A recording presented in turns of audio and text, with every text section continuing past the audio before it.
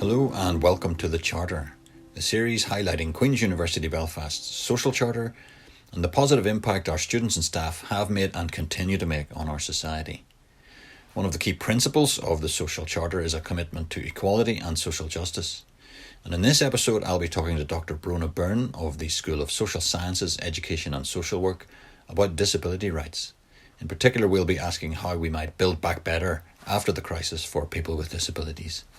This episode is being released as a subtitled video as well as in the usual audio-only format.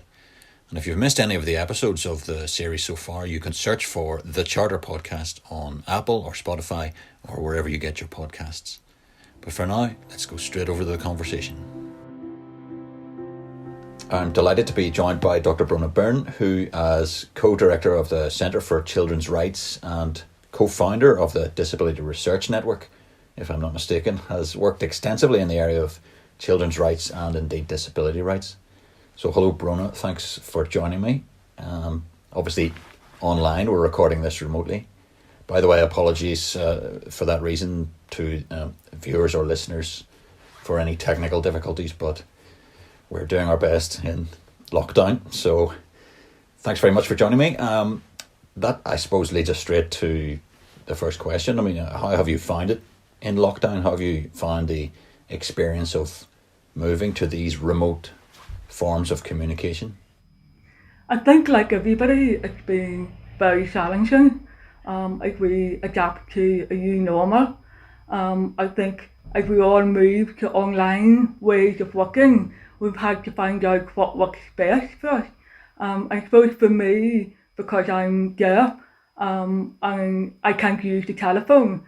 So initially I was terrified that it would all be using telephones and then I would be completely excluded from my day-to-day job. But actually what I found is the silver lining in technology, Teams that like we're using now has been great actually because I'm able to live with people face to face. And that has definitely made a big difference to me. I also use live captions and I'm using that at the moment. So apologies if I answer the question that is on live caption because it's based on voice recognition. And with a Northern Irish accent, I can tell you it's not always very accurate. And actually my name, because it's an Irish name, comes up on live captions as Byrne rather than Bronner. So when people are asking me questions during Teams meetings, I have to watch out for the captions down Byrne. So I've discovered a new name during lockdown, which I'm not sure that's a good thing or not. Your lockdown name? Absolutely. So, I mean, I suppose to go back to that, the sort of the general subject being the issue of disability rights. We're going to talk about in a moment about how we're going to be able to build back better after the crisis, which is the sort of the theme that we wanted to address today. But before that, maybe you could set the scene for us and give us an idea of how our understanding of disability issues has evolved and where we've reached. Yep, absolutely. I suppose the first thing is in terms of numbers, how many disabled people do we have in Northern Ireland? And latest data suggests it's over 1 in 5 of the population here has a disability. That's over 340,000 people in Northern Ireland. Globally, the numbers of disabled people have been rising and it's over 1 billion people. There are lots of reasons for that, partly because of the effects of natural disasters, wars, for example, where people obviously become disabled later in life, but also in part because people are living longer. So disabled people with complex conditions are now living much longer into adulthood. And the child mortality rates for disabled children have gone down as well. So we're seeing an expanding population across the world, and that's likely to continue to increase. Ironically, we might expect it to decrease with more technological development, but the opposite is in fact true. And that means that disability becomes a really critical part of public and social policy. In Northern Ireland, we have seen over time a very gradual move from a medical or a charitable approach to disability, where the focus is very much being on trying to fix the individual, to cure them, or to make them as normal as possible. And that's often the benchmark by which our society assesses people. But we're seeing a move now towards a more social model of disability, whereby we're beginning to recognise that the source of oppression is not the individual themselves, but it's the world around us, the world in which we live, and the way in which disabled people become disabled by the environment. So things like physical barriers, the lack of ramps in place, and the fact that maybe places use 1 or 2 steps instead of having a level ramp, which in turn excludes disabled people. Other things like communication barriers, information barriers, so all of those things actually disable people who have impairment. Ironically, we're also in a position now where disabled people have never had more rights than before. And that's because in the last 20 years, we've seen the development and adoption of a new human rights international law called the United Nations Convention on the Rights of People with Disabilities, or the CRPD in short. And that sets out very clearly how existing human rights, which disabled people were theoretically entitled to, but in practice it just didn't operate. And it makes it clear how all of those existing rights, the right to education, the right to play, health, justice, apply to disabled people on a practical basis. So on the one hand, we've got this fantastic new international law developed by disabled people themselves, which makes it quite unique compared to other forms of international law.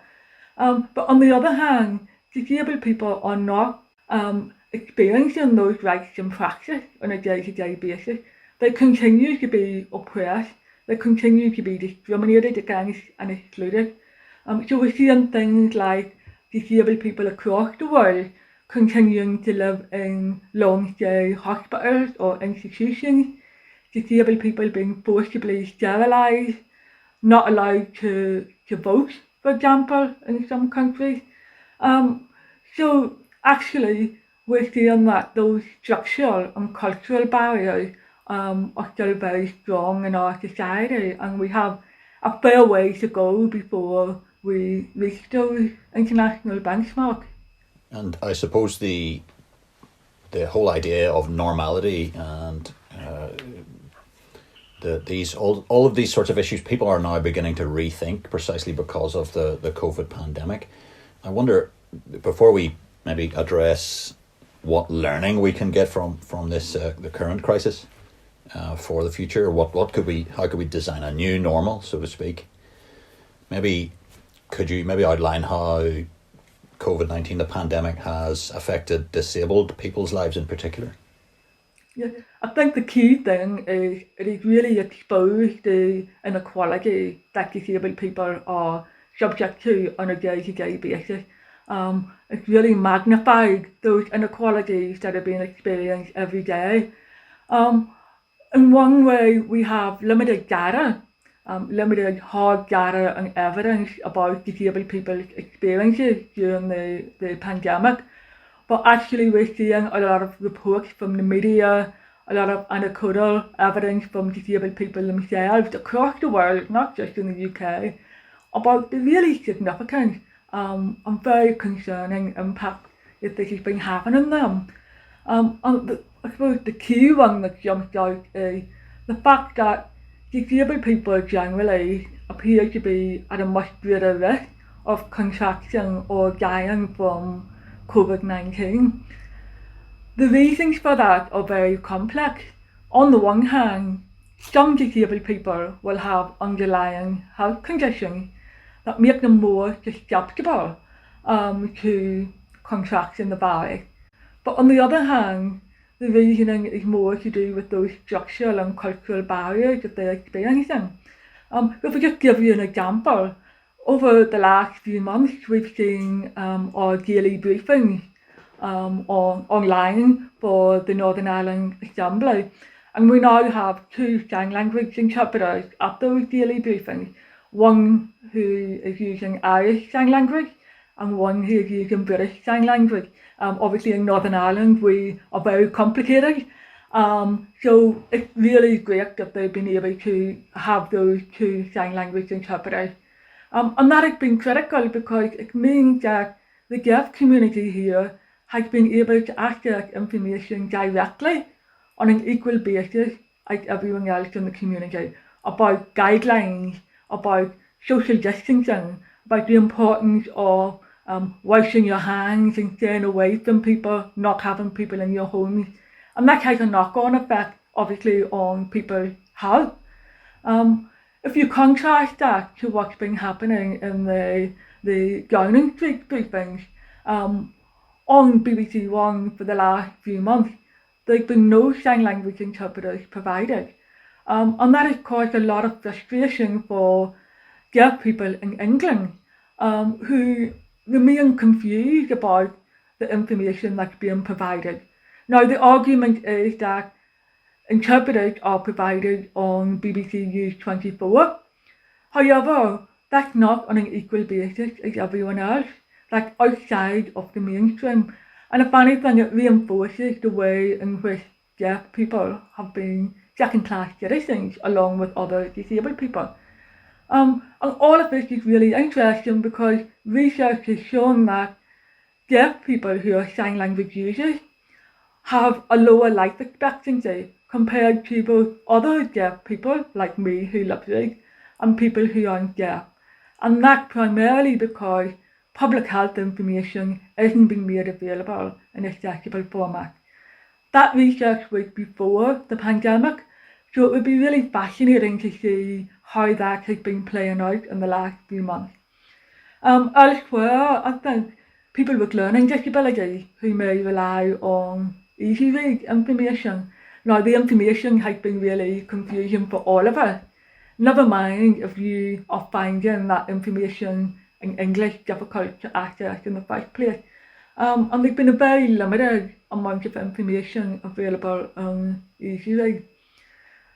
Those are only a couple of, the really core examples. But there's another couple of issues of great concern that I've been very concerned about. And one of those is the issue around DNR, do not resuscitate notifications, where at the start of lockdown, a number of disabled people with significant health conditions across Northern Ireland have been contacted and asked to complete a do not resuscitate form just in case they ever contract the virus. Okay, and that also a suggestion that if they contracted the virus, they would not be offered ventilator support in intensive care. And the underlying assumption there has been that disabled people's lives are not worth living compared to the lives of everyone else in society.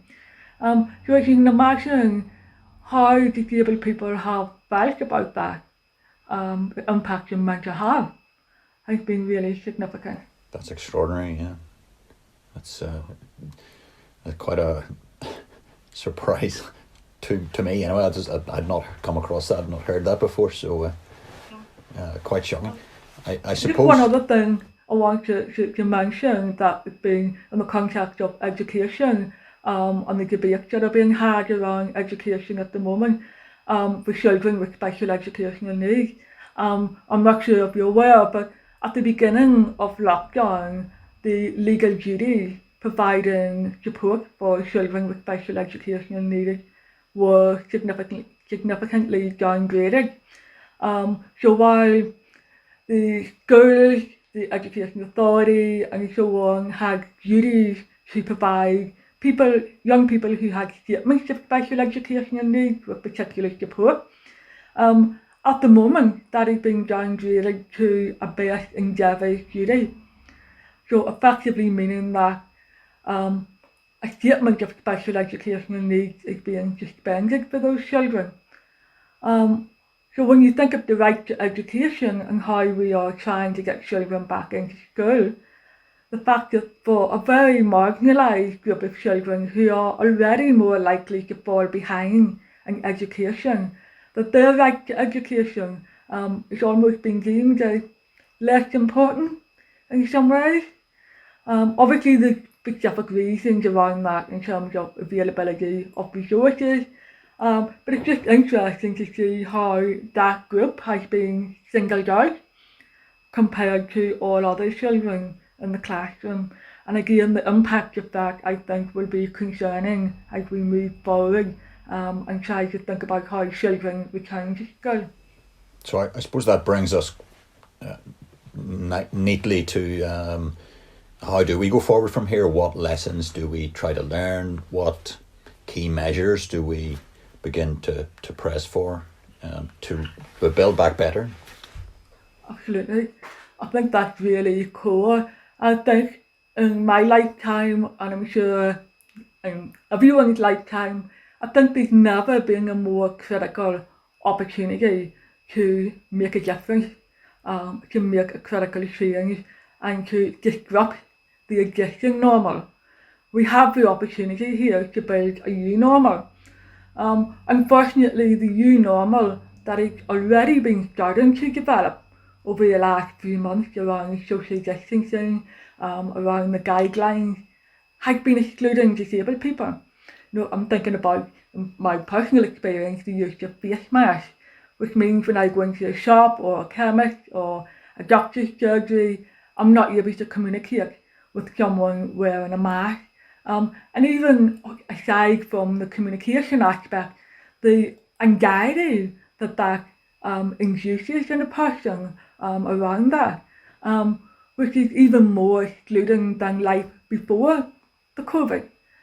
But I think in terms of moving forward, there are a number of things we have to do. Learning from this pandemic is absolutely critical. And we know that disabled people are more likely to contract COVID or die from COVID, but there's a lack of data around that at the moment. There's a lack of data being collected. And I think in order to develop a new normal, we need to make sure we are collecting effective data. Just in terms of one example, in England, the Care Quality Commission has mandatory reporting of death for someone who dies while who are also users of registered social care. And when they are filling in that notification form, there's the option to indicate whether or not a person has a physical, sensory or learning disability. So that means already they have some data that will indicate the extent of COVID-19 related deaths among people with disabilities using registered social care. In Northern Ireland, the equivalent form did not have any information on disability. To me, that would seem like a relatively easy short-term solution, that you're able to add in a question to say, did this person have a physical, sensory or learning disability? And we would collect so much useful data from that. I think the pandemic going forward creates an absolutely critical opportunity for policymakers to think about what accessibility should look like going forward, to create a new, more inclusive and accessible society. Bearing in mind, obviously, with the easing of lockdown, we're seeing on-street cafes and restaurants, and that's going to impact on people who are wheelchair users and people who are blind. So this new society, these new social spaces we're finding ourselves in are already becoming inaccessible.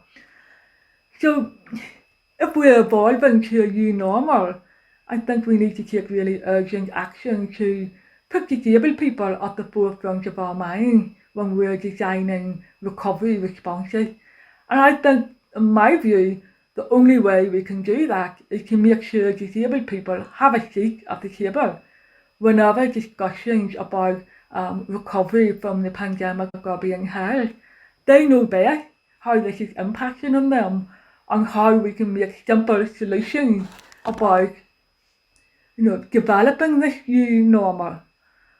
So I think involvement and inclusion in that conversation with disabled people and policymakers is absolutely key, and raising awareness among us as a community and a society. Well, certainly, hopefully this podcast will help to raise awareness and raise awareness of some of the issues that you've just been talking about. So, Dr. Byrne, thank you very much. You're welcome. Find out more about our social charter at qub.ac.uk/social-charter. And for more on the Disability Research Network, visit go.qub.ac.uk/QUB-DRN.